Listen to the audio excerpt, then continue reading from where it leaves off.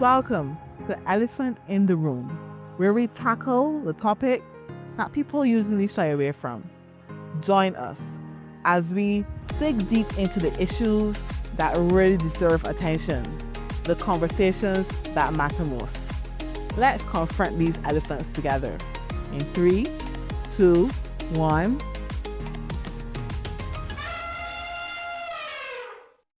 Hi, thank you for joining us again today on another episode of Elephant in the Room. Today, we are going to be dealing with a topic that is common for everyone. You hear it almost every single day, no matter if you're a child, an adult, in a professional setting, at school, or at home. The topic that we are talking about today is stress. Yeah, stress. And what about stress, you may ask, that we consider the elephant in the room?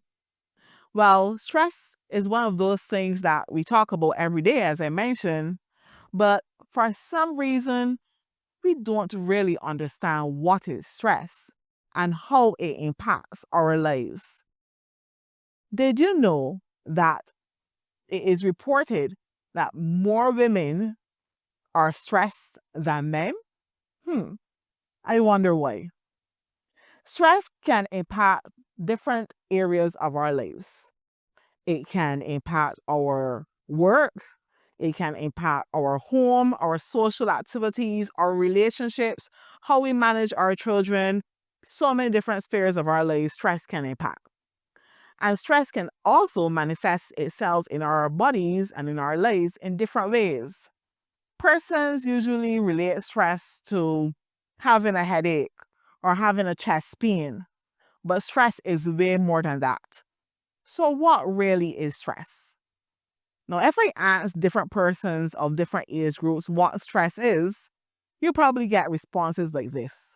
From a 5-year-old, stress is when my toys aren't working. I'm so stressed. From a 15-year-old, oh, stress is when I have tons of homework. I can't get all of this work done. From an adult, oh, stress is when I have to juggle all these house chores and work assignments and tasks. And it's just when everything is coming in on me, I am so stressed. But what really is stress? Today in our show, we have two persons who will be speaking to us on how stress would have impacted their lives. And then from a medical perspective, how stress is really seen and how it's manifested in our bodies. First off, our first guest is Shireene Mullah. Welcome to the show, Thank Shireene. you for having me. Good. Shireene is a registered occupational therapist and a certified neuro specialist. And her hobbies are she loves to go to the beach, she loves nature, and she also loves to travel, one of my favorites as well. And she loves to see new things and explore new places. So, Shireene, I'm so happy to have you on our show. Thank you for having me. Good. So, let's dig right into the issue of stress. Now, I know your story, but the audience wants to know your story. Okay. And this is specific to the stress that you would have experienced in your life recently. So tell me a little bit about how that stress would have impacted you. So the funny thing is, actually, Natalie, I did not realize that that stress was affecting me in the moment. It was like, they always say hindsight is better, but it was only after coming out of it and finding new adaptive ways, I was like, hold on, that was all stress related. Now, people often say, as you said, it's a headache or a chest pain, but mine came a little bit more stronger than that. Earlier this year, August 2024, it was I would say the big part of all of it where I started to experience stroke-like symptoms, which was scary because my mom had a stroke. Um, so yeah, that was the highlight of everything. That was like, hold on, something is wrong. And I remember going to all these specialists and doctors, and MRI of my brain and Spending a lot of money. Echocardiograms, seeing all these specialists, neurology, cardiology, internal medicine. And everybody was like, well, your results coming back normal. And I'm like, no, I know that what I had. And from a healthcare background, it's like, I take these symptoms pretty serious.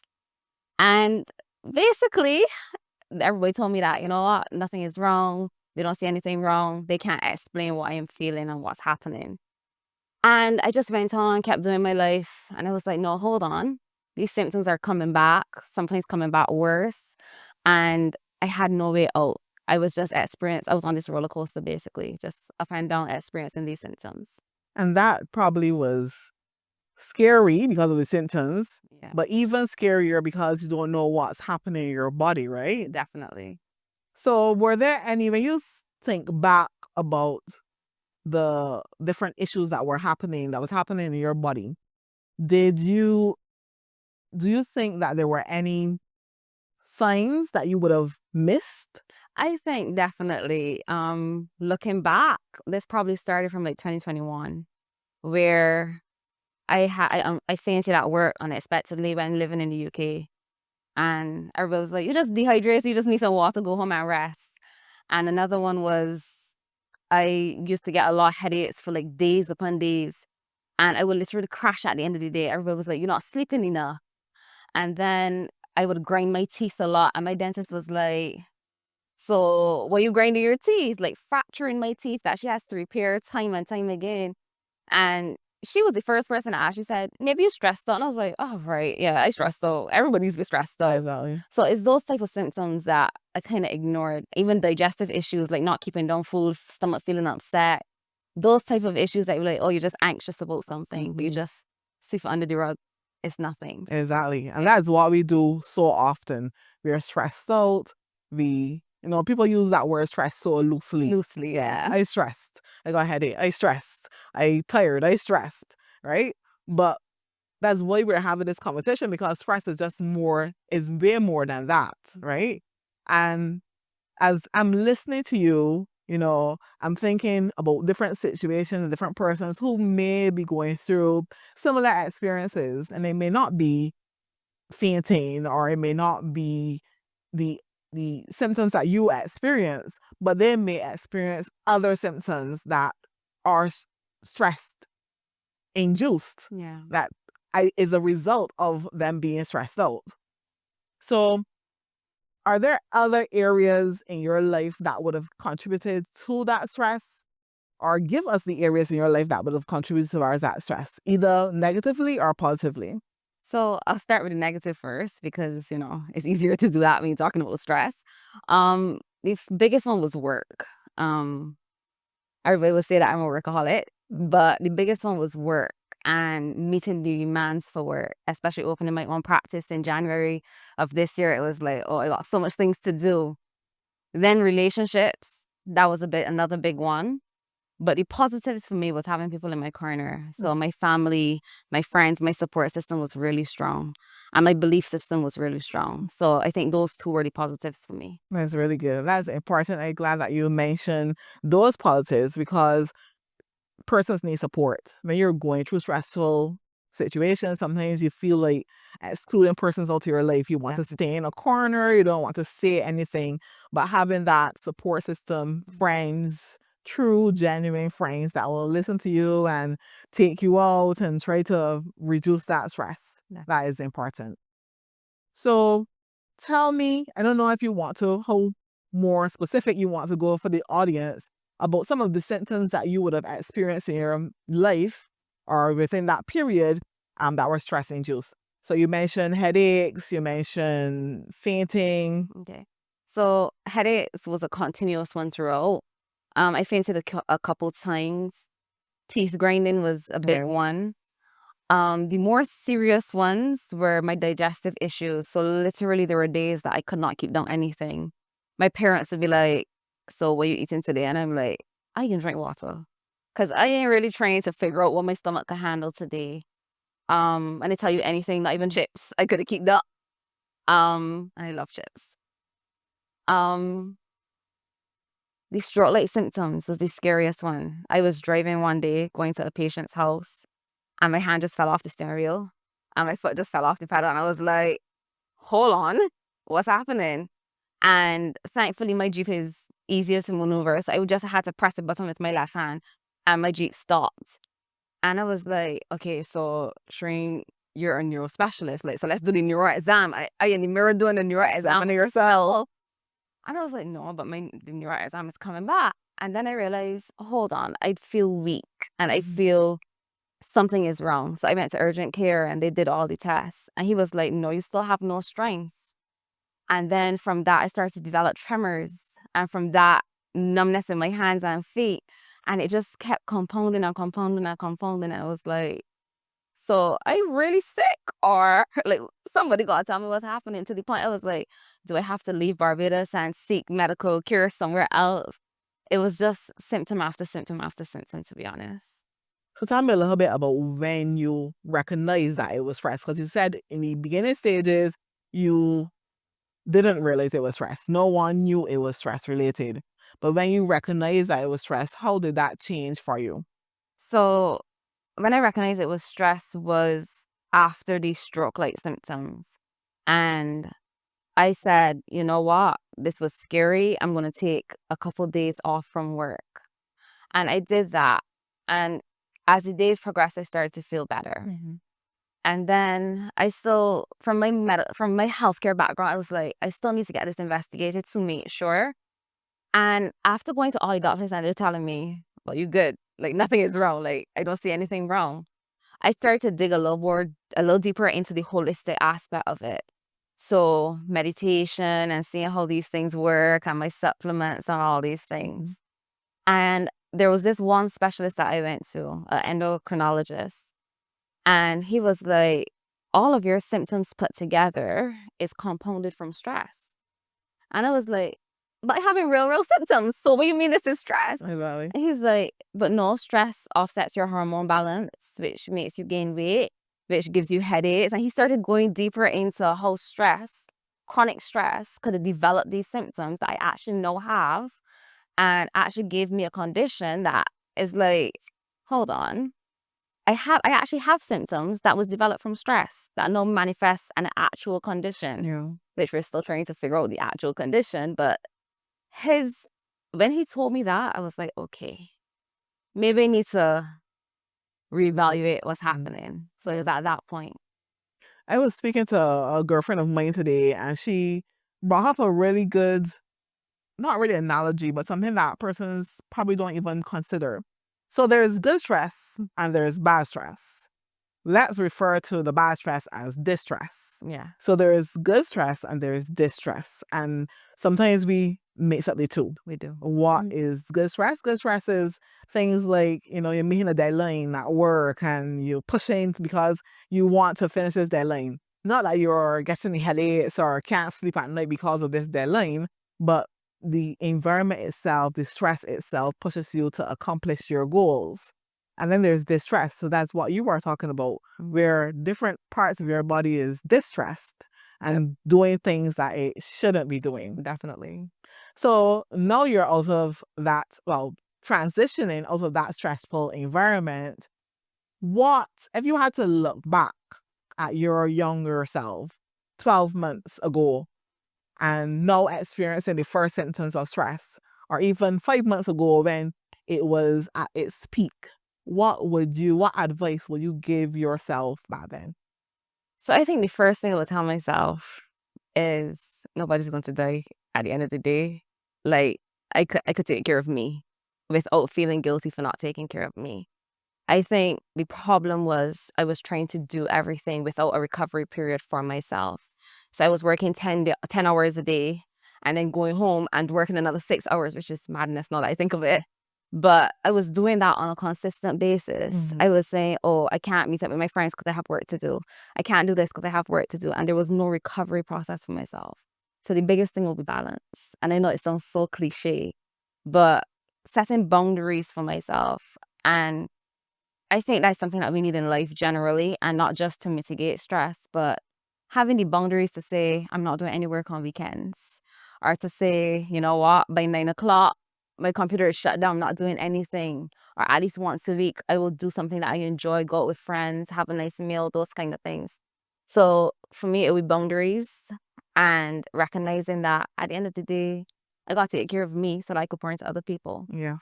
There is this saying, old lady once told me, it's good to care for others, but who cares for the carer? Yeah. And that person has to be you. You have to take care of yourself first. Because if you don't take care of yourself, then you can't take care of others. See, it's like in the airplane.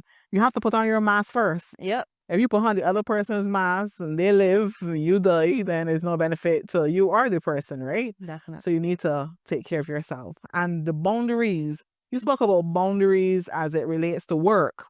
But what about boundaries as it relates to relationships and social connections that we have? We have to form boundaries there as well. Yeah. Know when to end the relationship, when to start a new one, when to go out. Sometimes boundaries even mean that you have to be by yourself. Not all the time, of course, but you have to know those boundaries in your life. Yep. That's some good advice, Shireene.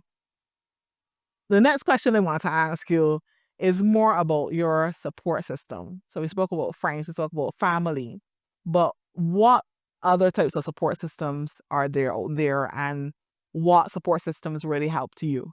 So for me, therapy. Like I can just say, a lot of people have this stigma of therapy. Oh my goodness, your mental up is out of whack. They want to sit down and talk to a counselor. Yeah.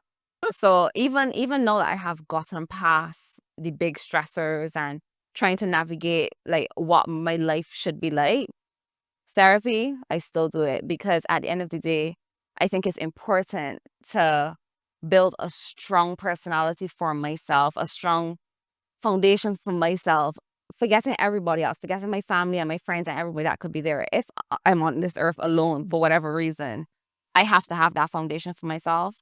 So I still go to therapy, and I encourage anybody and everybody, even if you're saying that you don't have a problem, you should be going to therapy because a lot of it is we ignore what these small things are. We're like, And "Oh, that-" underlying things too.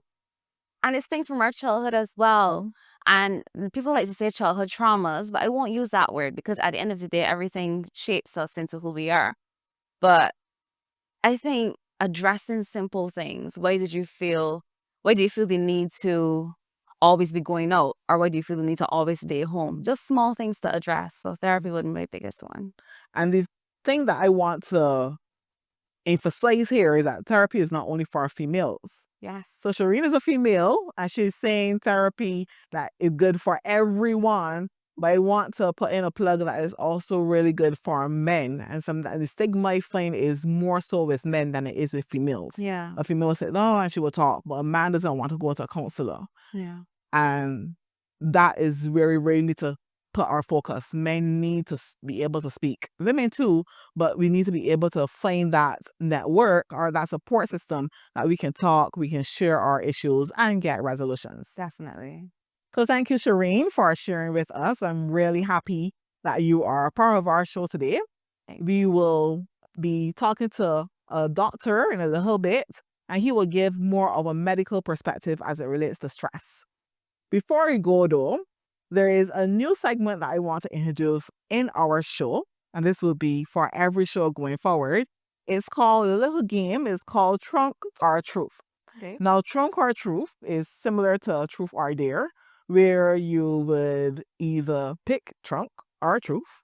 Trunk, if you choose Trunk, Trunk is questions on elephants or questions on wildlife. And truth are personal questions that I will answer the question. You have to respond with a truthful answer. Okay. All right. So let's get ready for Trunk or Truth. Shireene, Trunk or Truth? Truth. Truth. All right. So your truth question. If you had to give us one food that you want to eat for the rest of your life, nothing else but this one food for the rest of your life, tell us what that would be and why. I mentioned it earlier, chips. It's easy to eat, it tastes good, and it's filling. It's filling. And you can get it anywhere in the world. Anywhere. You can get to it. It's interesting. All right. Thank you again, Shireene, for joining us. It was a real pleasure having you on our show and for you sharing with us about how stress would have impacted your life. In a few minutes, right after this short break, we will be speaking to a medical practitioner and he will be talking more about the medical side of stress and how stress impacts our life.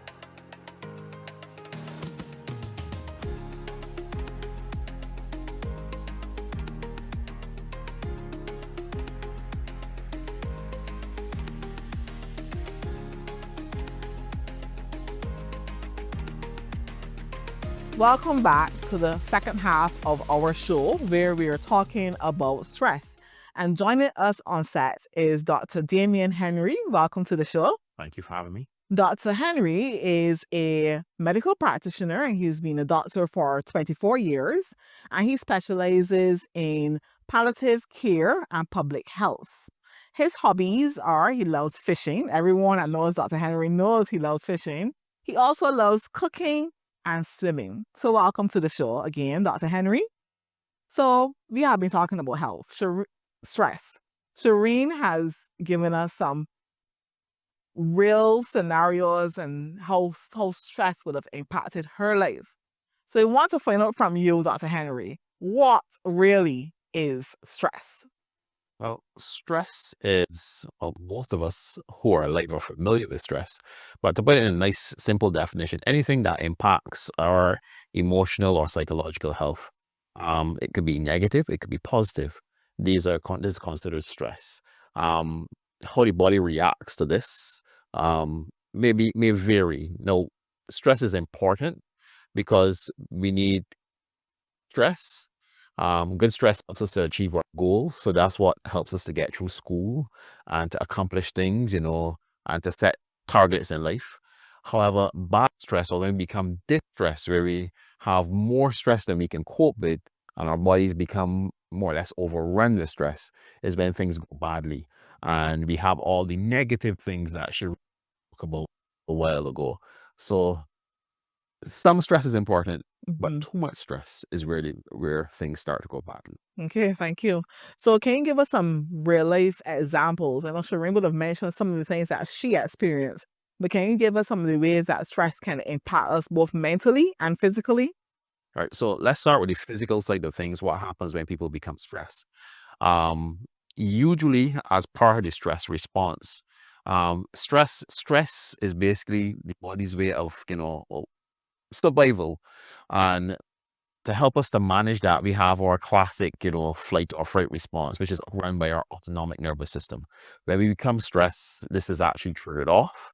And what happens is that a number of things happen to help us to more or less escape that danger. The trouble with when we are distressed is that there's no danger to escape. There's nothing that we are afraid of, that we are running from.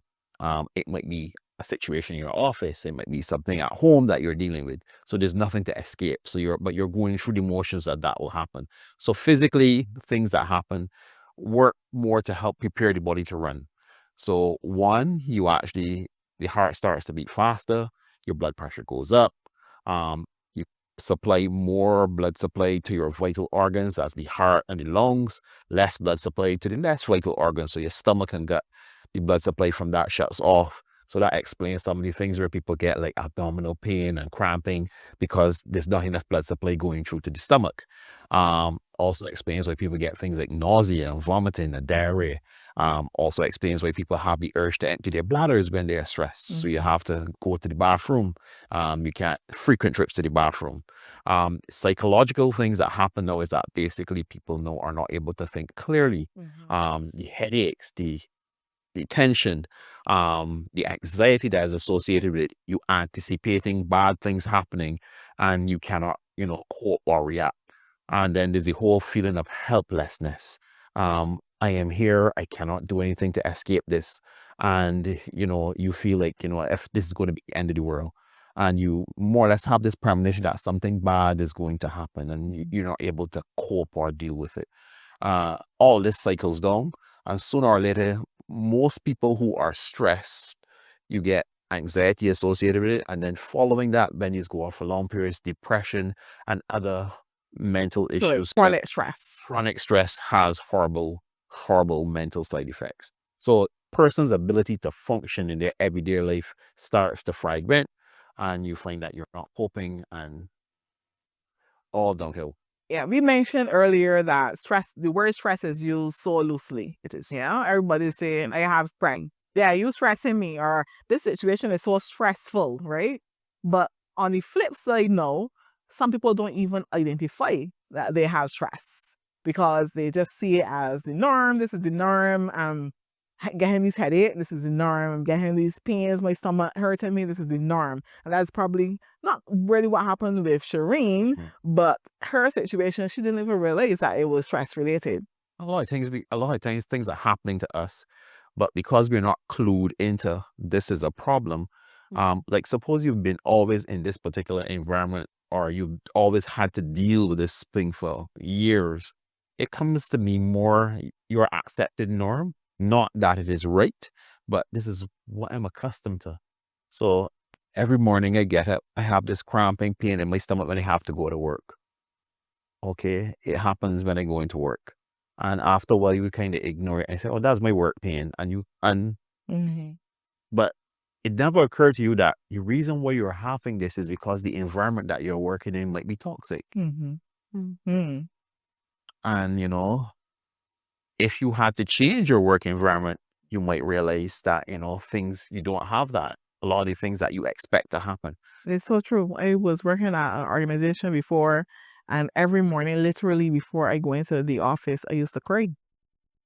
Every morning. Like, I didn't even realize that I was crying because of the environment that I was in.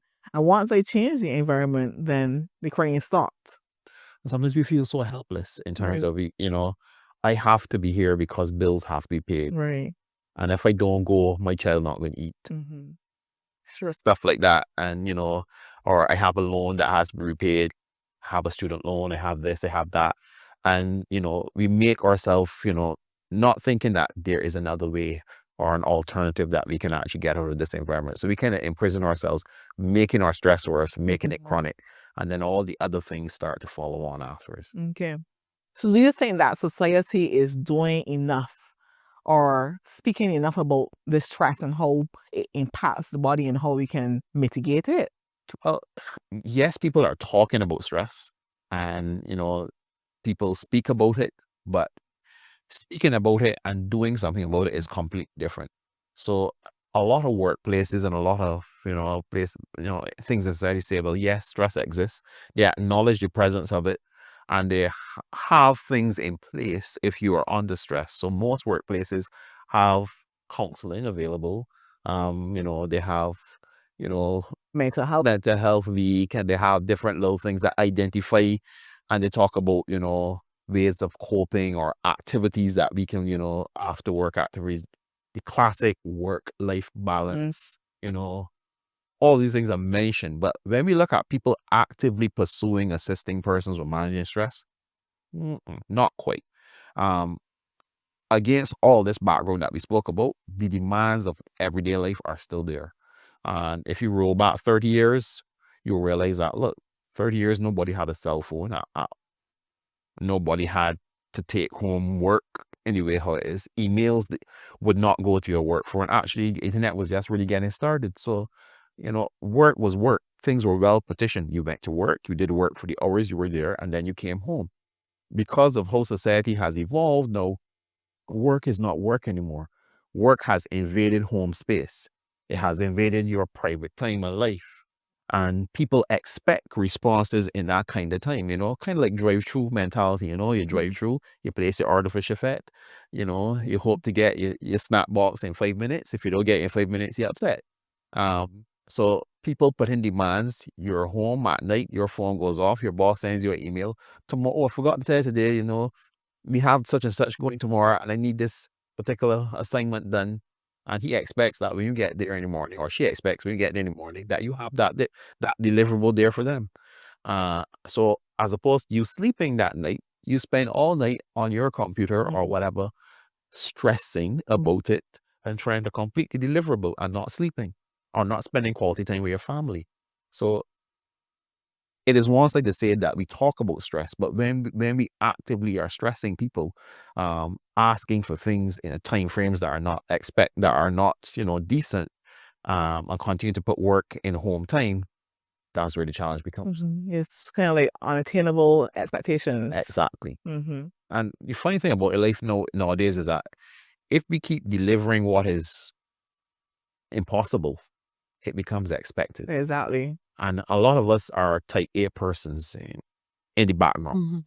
So when people set us a goal and tell you, well, I want you to do this or I want you to do that, you feel that if you don't do it or if you don't, deliver on it, that you are less of a person. It doesn't ever occur to us that what they're asking might be impossible or it might be, not reasonable to ask, that you deliver X or Y in such a short time frame, considering that you have all these things. But all of us says, well, we need to get that done because I don't want to lose my job or I don't want to disappoint the team. And so we put this pressure on ourselves trying to deliver things that are not realistic. And once we deliver it once, it is expected now to be delivered continually. And not only for yourself, but everybody who takes up that post after inherits that because you get the comparison. Well, Natalie used to do it. Yeah. Yeah, it's so true. So, are there any misconceptions about stress that you would like to demyth right now?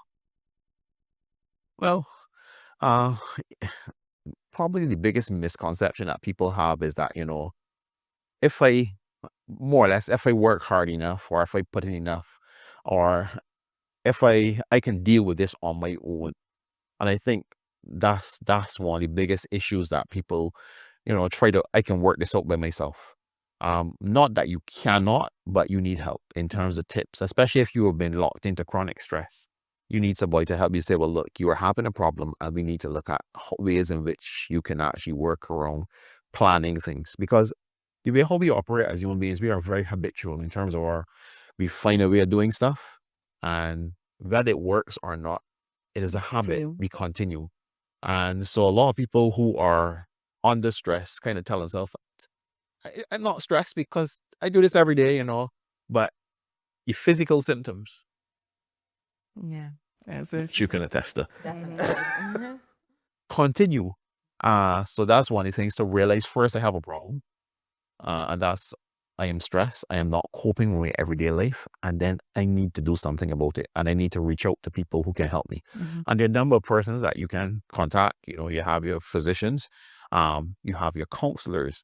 In our society, talking to people outside your friends and family is a big issue. Yeah, we mentioned that too. A therapist, there's nothing wrong with having your friendly neighborhood therapist, somebody who you can trust and that you can, confide in and that can give you helpful tips in terms of managing your stress.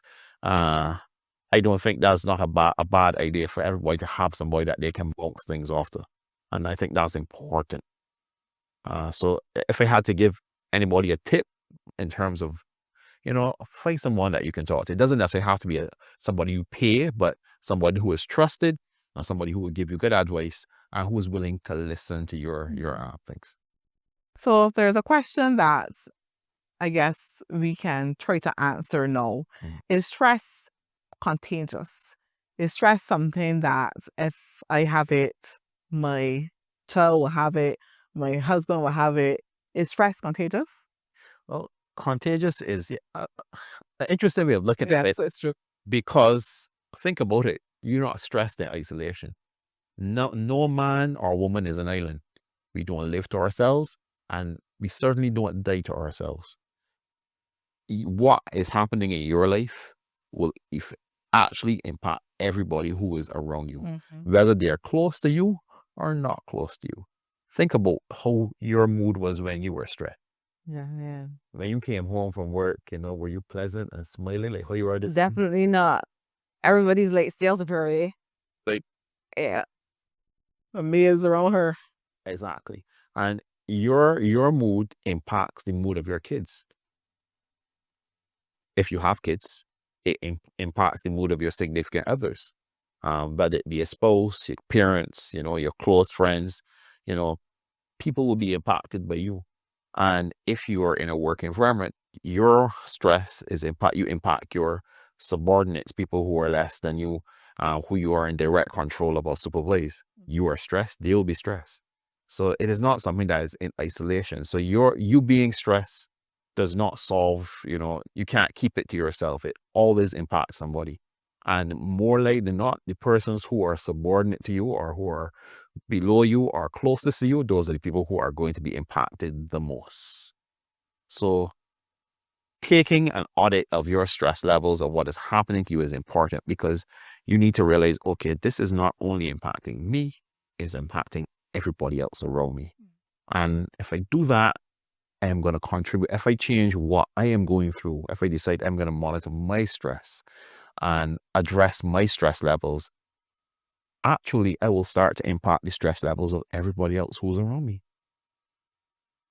So, simple question. Compare now and then. Life is a lot easier. Yes, it truly would be, because then persons that you care about most are not impacted by what is happening in your life, and they have they feel easier around you. They don't feel like they're want to walking hang out on with you. eggshells. Yeah, that's amazing. So, Dr. Henry, just to conclude this little section on stress and how it impacts our body, are there any tips that you can give to different age groups, age categories? So tips that you would give to a child, tips that you give to an adult, tips that you would give persons in a workplace, tips that you would give persons in a family setting to try to reduce, mitigate, decrease stress. All right, let's start with the simple, broad things first. One of the things that cause people to feel stressed is basically a lack of control or a lack of, power in a particular situation. Sometimes you might just need to take some me time away to analyze the situation that that is actually stressing you. I tell people you have two boxes in life. There's the box of things that you can control, which are things that you personally can do something about to make it better or worse. So that's one box. Then there's the box of things that are out of your control. I call that the God box. You can't do anything about it. God control. God has to control that. Yeah. The God box things, only thing you can do about is pray about those things. The box that is in your control, you have to decide what are the best course of action. And that's where counselors, persons who give good advice and those kind of things, may be able to guide you through some of the things that you can do to help address that box there. Sometimes we have things that are stressing us and that fall into this box that we can control, but we are so out of it, we don't have the mental clarity, we are not able to make good decisions as to how to address things in that box. And sometimes it might be just a small change that you may need to do to address that box. And this is where most of the things happen. The other thing is me time. How much time can I take for myself in terms of downtime, being quiet? And downtime doesn't necessarily have to be active. You might choose to do a hobby, or you might choose to exercise. You want things that will help you to burn or to kind of get rid of that pent up energy. Because remember, we talked about is the flight or fright response. We're looking to run away, escape. A lot of the times for those persons who are in a work setting, you may be in a setting where your boss is on you all constantly, or there's a lot of pressure at work. And in the work setting, you are not able to respond, because obviously if you respond, you might lose your job. So you kind of hold it all in and you leave work and you try to get home. When you get home now, the people you were around at home, they ain't gonna fire you. So for the time, all you had held in the day now explodes on those individuals and things. So my suggestion is, do not go straight home. Stop at some place where you can actually de-stress, preferably not a bar. I was just gonna say, like, the bar days probably had the best example. Well, okay, Preferably not a bar. Yes. Preferably not a Alcohol bar, doesn't because make anything alcohol better. does not make anything Yes. better. Or drugs for that matter. Those are coping mechanisms, but a lot of those are unhealthy coping mechanisms, which result in deleterious health problems. Yeah. So stopping by the gym, exercising, Or the beach. it all depends on what type of job you do. If you're a person whose job was physically active, you may choose to do something quiet. And, you might just sit, relax, beach, whatever. or it also may relate to your personality. If your job is something sedentary, you might want to do something more active, go to the gym, lift some weights, walk, anything to burn up that excess energy that you had been pent up inside. And that helps. Similarly with kids, a lot of kids people don't understand how school has changed over the years. Sure. If you think about when you were in school, when I look back at what I had to do when I was in school, I look at the things that my daughter required to do now she's in school. I was like, well, school, right? It's like, this is like, university kind of stuff, in terms of having to type up assignments and that kind. So they need downtime as well. So to come from school and to go to lessons, so it's like I've been in class for 8 hours. I come out of class and I go to lessons for this particular thing. And then from lessons, I go home. I do homework. There's no time in there where the child gets to play or to relax or to release themselves. So having that time to do something different. Suggestion, let different not be a game, because gaming now is very common. That's one of the unhealthy And that's coping mechanism. Unhealthy coping mechanism. You want something to burn energy. Right. So preferably run around somewhere, play, whatever sport, So as parents, you need to look at how you set out your kids' schedule. I know you're trying to get them to do well academically, but balance is important. So the day you have lessons, you want to have something spliced in between there, so that, it won't be back to back to back to back from one classroom to next and next and next. And there's no downtime. Right. And so these are things that and this goes from the smallest kids right away up to the older children who are doing like CXCs and those kind of things. It's all about finding some sort of balance where you can actually even things out. Okay. For younger people who may not be at work, but maybe studying at university, stuff like that, sometimes it just takes a little while to say, well, look, I'm going to leave when my classes are finished, as opposed to staying or rushing off to head home. Just go somewhere, hang out with some friends and talk and whatever. All these are methods of de-stressing and changing and helping you to cope with the situations that you're dealing with. So it's just finding what fits your thing. Some people like, active stuff, some people like passive stuff, but finding that one thing that you can do. For me, when I'm coming home from work, if I have a long day, I like fishing. I might stop off. I don't fish because every night, but I might stop off by the pier and do laps up and down the jetty, talk with people, change my environment, because for the entire day, I sit in an office that is 14 by 12 or whatever, seeing people and listening to people. When I de-stress, I want to be in an open environment where, if I'm talking, I don't have to be, it's not something that you confined. Exactly. Right. So different strokes, different folks. Those are just some simple tips that you can actually do. And for those persons who are like in an immediately stressful environment, suppose you are being pressured, I tell people, there's always that you can always get up from your desk and take a break. It might just be as much as like, I leave here, I go downstairs, I walk around in the car park, or I walk in the garden outside, or I just sit quietly. Some people, from mothers who are like, household homemakers, sometimes the only distressor that they have is going to the bathroom. Closing that door and just close the bathroom, lock the door. The child is outside and you sit on that toilet for another extra 2 or 3 minutes, and just de-stress. But you have to find that little time where you can actually just lock it out and relax. Great. Thank you so much, Dr. Henry, for sharing all about stress, how it impacts the body, and how we can mitigate it and reduce it in our lives. So in conclusion, everyone, I just want to share these 3 tips which we would have discussed throughout this entire program that resonated with me, and I want to share them with you on how we can reduce or mitigate stress in our lives. And it's in the acronym of ACT, because I believe if you want to reduce stress, you need to act. A, acknowledge the triggers. Acknowledge those things that cause the stress in your life. C, choose the right coping mechanisms, not the unhealthy ones like alcohol or drugs or gaming, but going to nature, going to the beach, going to the gym, exercising. Those are all healthy coping mechanisms. And T is in a 2-part. Take a break. Take time for yourself, to spend with your family, with your friends, those things that you love and you're passionate about.